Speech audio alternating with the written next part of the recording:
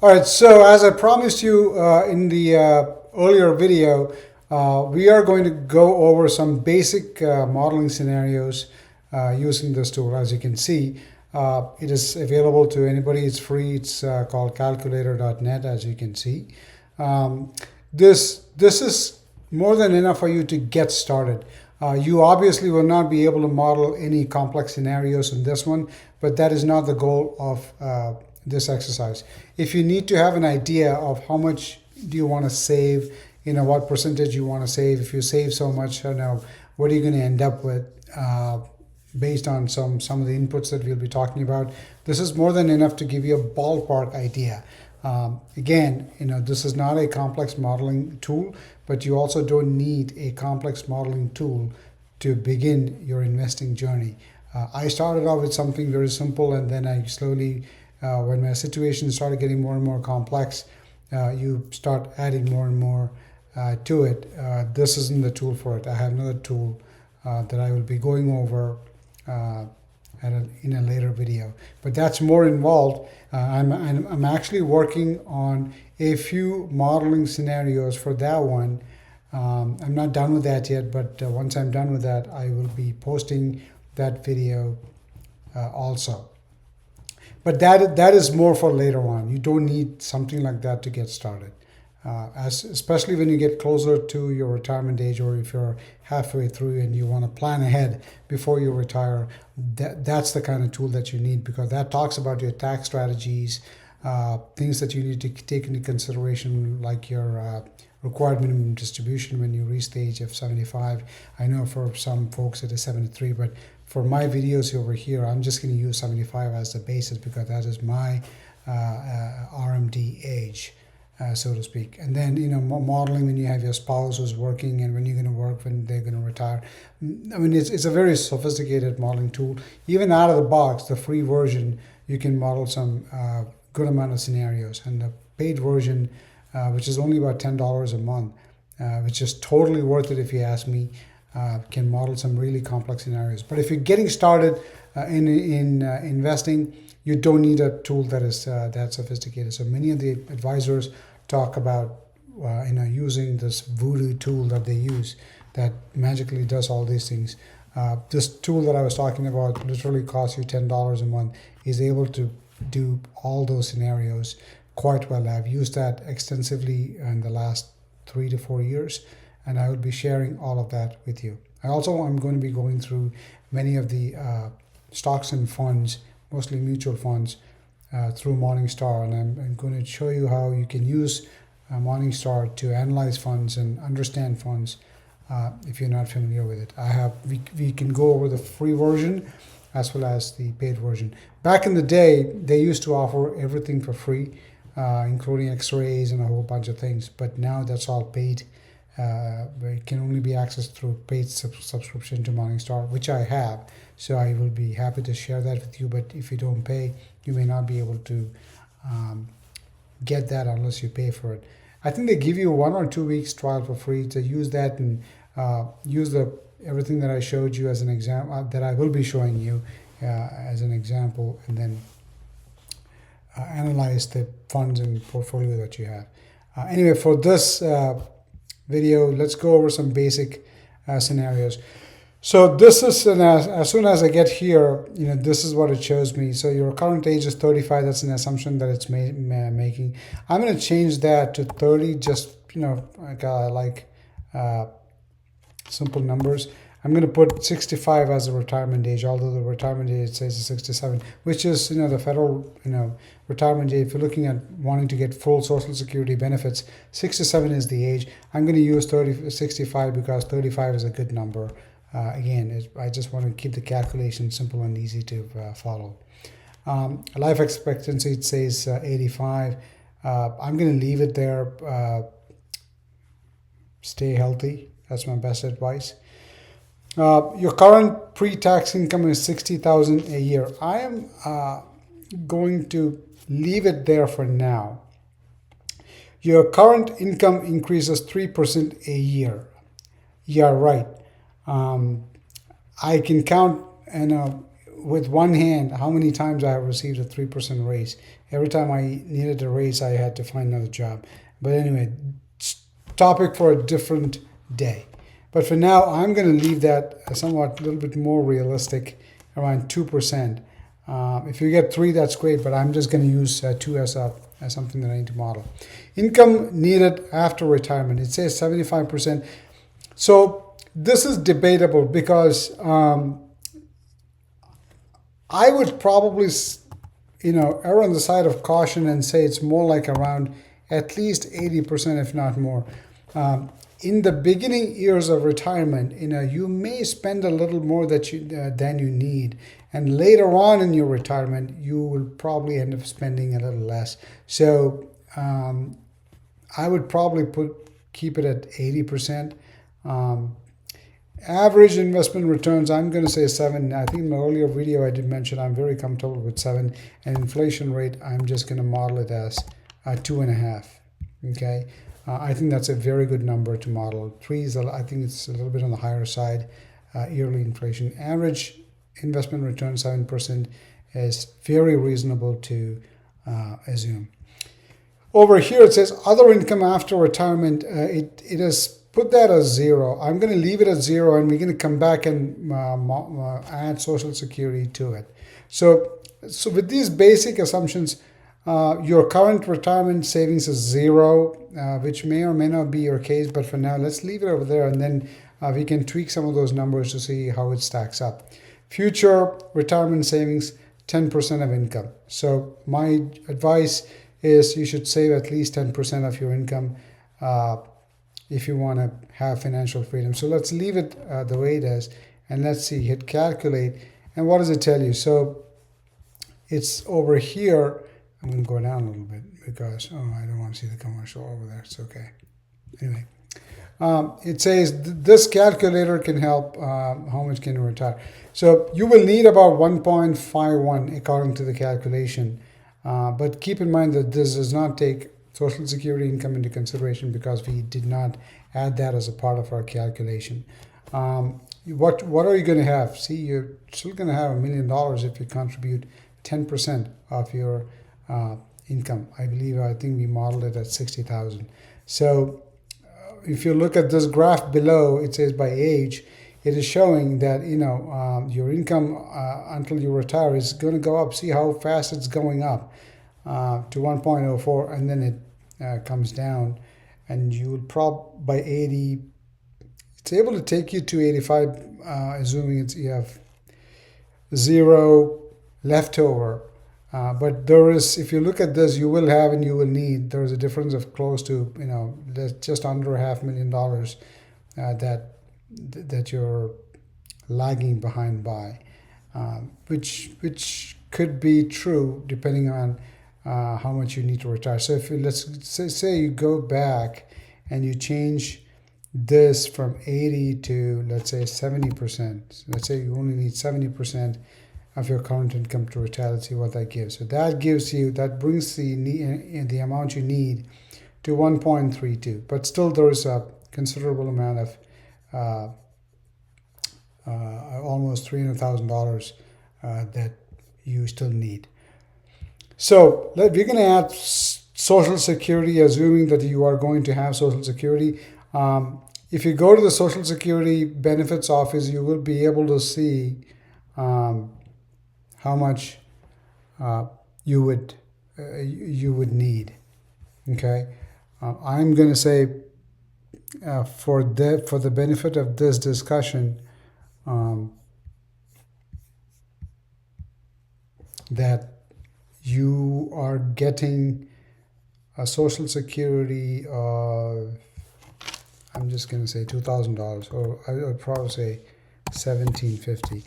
Again, this depends on your income level. If you've been earning to get, I think the maximum Social Security benefits of $3,400 or something to that extent, you would have to average $140,000 or more for on an average to 35 years. They essentially end up calculating the number of points that you can accumulate, and if you get to that level, you get at the age of 67 is when you qualify for the maximum Social Security benefits, which is almost double what the number that I put in here. But so if this is, let's say, what you're going to be getting for Social Security, now you're even. So with 10% savings and your Social Security, you're good to go, is what this is telling you. Again, this is a simple modeling tool. It does not take many of the scenarios into consideration, but to get the ball rolling, this is about all you need to get started. You don't need a sophisticated tool to start investing. Now, if I increase this to, let's say you have a Social Security of $2,500, then you're going to have more than what you need. This is the kind of scenario that I love. You always want to have more than what you need, because you never know when you need that extra cash in your retirement. Usually it's related to health. Now let's tweak a couple of things here, right? Let's say that I'm going to leave this at 75 because that seems okay. And then let's say you're able to generate 10% income. I'm just getting it to be a little aggressive here. This is assuming that you're starting to invest when you're 30 years old. My hope is, you should start investing as soon as you get out of college. Even if it's a little bit. 10%, again, I said, is not a lot of money. But if you can manage to invest 10%, look at it. At 10%, you're almost at $2 million. Almost at $2 million in savings at 10% return. A little too aggressive, so let's not do that. So let's go try 8. I think I'm very comfortable with 8. And let us say that you are starting to invest from the age of, not 35, 25, okay? And you're retiring at 65. The reason why I think that's a pretty good horizon right there. And let's say your life expectancy, it's only going to get better. 30 years from now, I'm sure it's probably going to be closer to 90 with all the medical science in advance and everything else. Calculate, and now you're looking at with 8%, but when you started saving 10% from the age of 25, you're again close to $2 million. So think about it. You reduced in your assumptions from 10% returns, annual returns, we're going to 8% compounded annual returns. You're still hitting $2 million just by starting to save 5 years earlier. Now this is a phenomenal situation to be in. This is the kind of stuff that's going to leave you with a bunch of money left over, or give some to your children and those kind of things. Again, if you're in the higher tax in the higher income bracket, let's say if your Social Security income is $3,000, that is even less. So you have quite a bit of buffer here. Okay, so I'm going to leave that at 2,000. I think that's very reasonable for most folks. Again, you have more than enough money for living. Anyway, so this is the basic tool that gives you a general idea. So see, even at 10% savings, you're able to get to where you want to get to, which is financial freedom, given that you only need 75%. Now let's say that for some reason your salary is $75,000, right? Which is again, let's say that you get a better paying job at $75,000, and now you would need 75% of that to live, because your standard of living will be slightly higher because you're making more money with 2% annual raise. And I'm going to say you're able to save 20%, which if the general recommendation is, they say you should save about 20%. But I'm saying you should save at least 10% and preferably 20 to 25%. In my previous video, I did mention that my target was about 30%, sometimes even slightly higher. But you don't need to do that.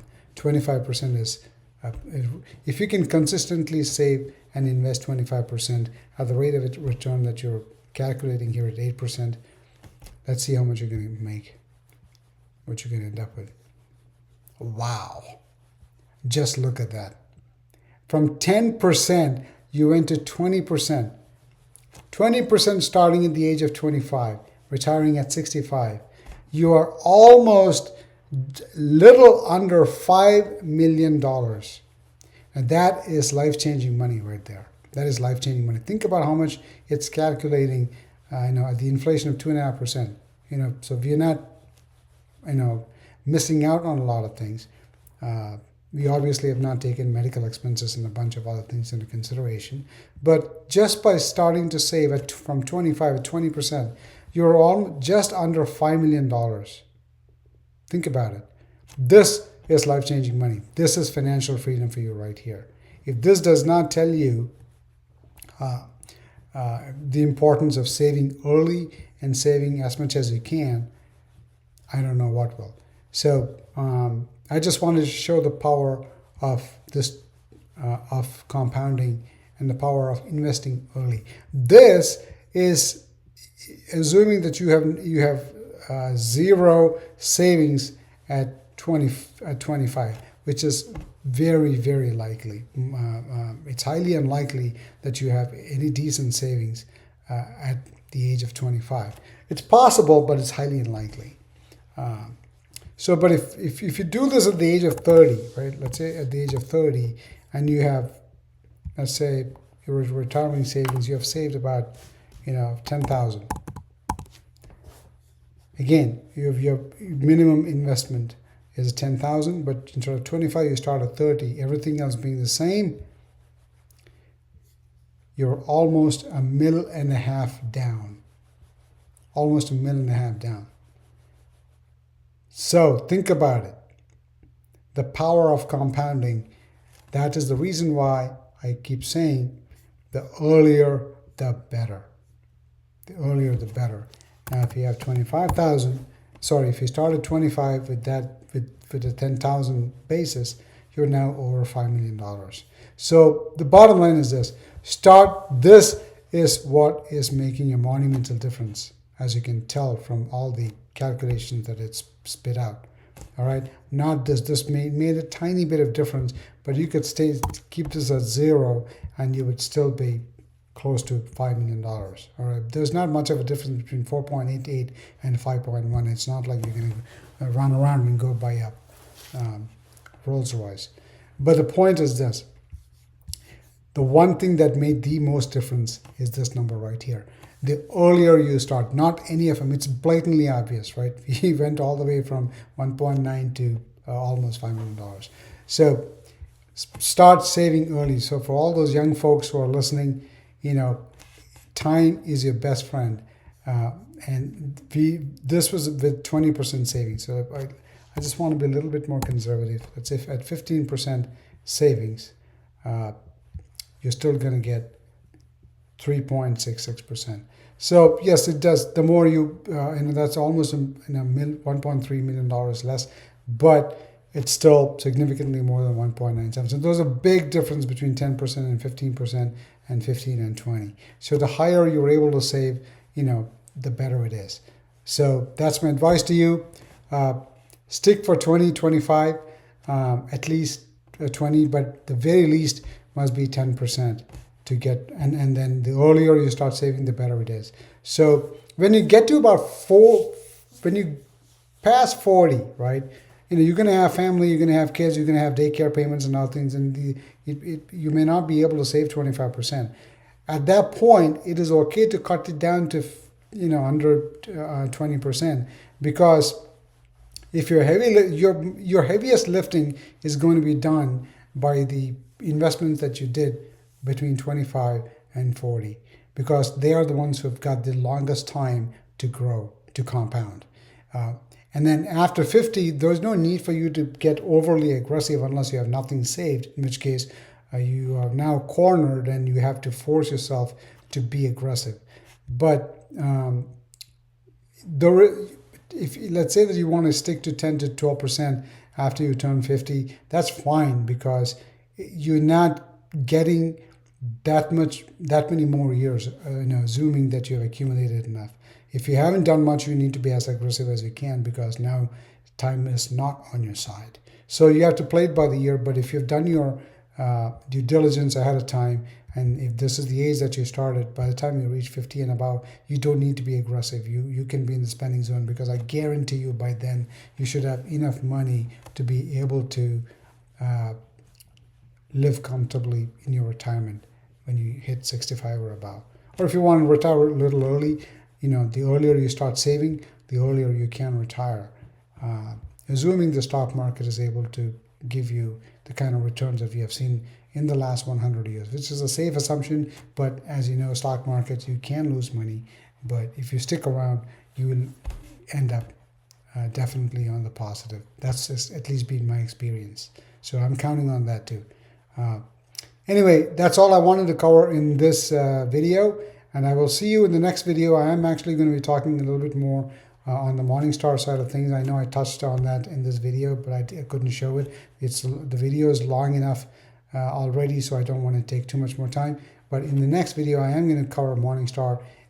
Hopefully, over the next few weeks, I should be able to complete my modeling for a bunch of scenarios using the tool that I am going to show you for advanced and more complicated modeling of retirement scenarios.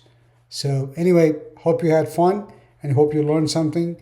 And if you please let me know in the comments below what you think, where you are, what kind of help you need, any words of encouragement that you need. I'm here to support you, and I'll see you in the next video. Bye bye.